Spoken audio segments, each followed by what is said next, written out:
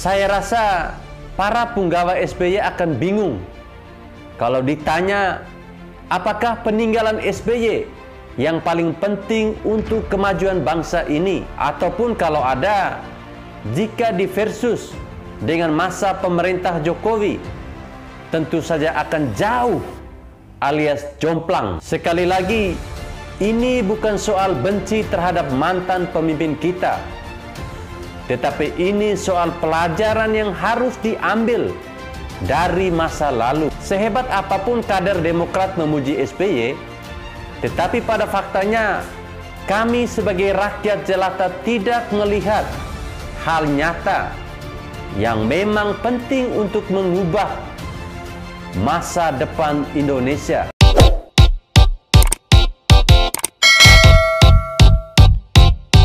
Ini bukan soal benci terhadap SBY, bukan pula tidak menaruh rasa hormat kepada mantan presiden 2 periode tersebut. Ini soal belajar dari masa lalu agar negara kita semakin berkualitas. Tidak membanggakan masa lalu yang sudah berlalu, apalagi masa lalu tersebut tidak layak untuk dikenang dan dibanggakan.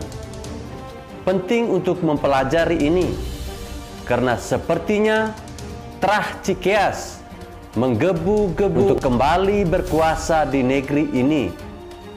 Tidak cukup menjadi gurita di Demokrat dengan menempatkan keluarga dalam pucuk-pucuk pimpinan tertinggi partai, dari Dewan Tertinggi, Ketua Umum, hingga Wakil Ketua Umum. Ini sangat mencolok sekali, apalagi kadernya bereaksi dan membuat KLB adalah sebuah bukti, sebuah eksistensi yang dipaksakan melalui aturan ADART yang rencananya akan digugat tersebut. Soal mengamankan kekuasaan, saya rasa SBY jagonya cukup panjang jika dijabarkan. Dari pertama ia merangkul JK menjadi pendampingnya, lalu merangkul sebagian besar partai kecuali PDIP untuk mengamankan kekuasaan. Oh ya, PDIP bukan tidak dirangkul, tetapi memang tidak mau. Hal itu pernah dikatakan Megawati bahwa SBY pernah menawarkan cukup banyak kursi menteri untuk PDI Perjuangan, tapi ditolak. Terkait sentilan Bung Hasto, Sekjen PDIP, yang mengatakan bahwa 10 tahun pemerintahan SBY banyak rapat tetapi tidak mengambil keputusan, pun sulit dibantah oleh para punggawa SBY di Demokrat. SBY memang jago dalam merangkai kata, bahkan kepiawaiannya pun dicurahkan untuk menciptakan lagu yang dikemas menjadi album. Perkataannya mampu meyakinkan rakyat bahwa ia yang notabene jenderal di masa Orde Baru mampu dizolimi oleh Megawati, wanita yang pernah menjadi sasaran untuk disingkirkan dari peta politik Orde Baru dan merenggut nyawa simpatisan saat tragedi Kuda Tuli. Orang-orang di masa pemerintahan SBY sebenarnya sudah tahu apa yang harus dilakukan untuk membuat Indonesia bersaing dan maju. Jika kita ingat, SBY dulu juga mewacanakan penarikan subsidi BBM yang menelan APBN cukup besar. Hutang hanya untuk dibakar. Subsidi yang tidak tepat sasaran karena mahalnya harga pokok barang dalam pendistribusian bukanlah di BBM, tetapi di infrastruktur. 10 tahun masa pemerintahan SBY seperti disia-siakan dengan tidak melakukan apa-apa bagi fundamental negeri ini. Hanya berdebah yang menganggap infrastruktur tidak penting.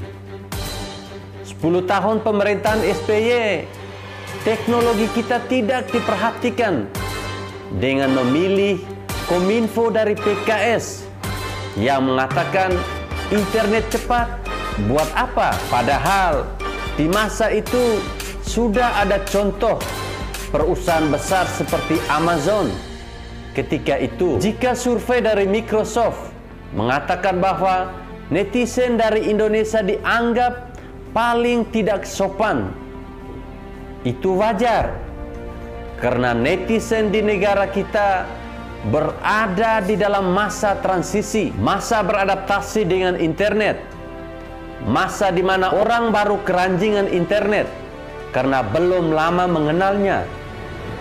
Jika kita ingat fenomena, ada satu perintah, tekan satu lalu share, agar gambar yang diupload di Facebook berubah. Hal itu menunjukkan bagaimana kualitas rata-rata pemikiran netizen di Indonesia yang begitu mudah dibodohi.